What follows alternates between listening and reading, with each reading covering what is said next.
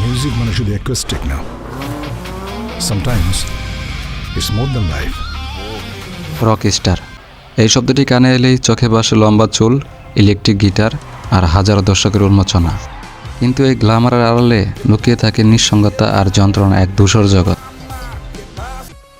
প্রতিদিন গোসলে সিরামের উজ্জ্বলতা, Meri serum soap bar. Hollywood থেকে বলিউডে এই সুরের উন্মোচনা এবার আসছে পড়েছে ডালিউডে। গ্লোবাল ভাইব নাকি ডালিউডের ফর্মুলা, রকস্টার শাকিব খানের সামনে বড় চ্যালেঞ্জ। তবে শাকিবের প্রেজেন্টেশন এবং সিনেমাগ্রাফি, কালার গ্রেডিং, সাউন্ড মিক্সিং হয়েছে বিশ্বমানের।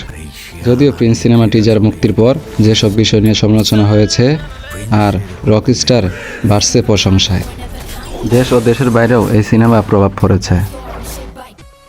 প্রতিদিন গোসলে সিরামের উজ্জ্বলতা, মেরি সিরাম সোপ বার।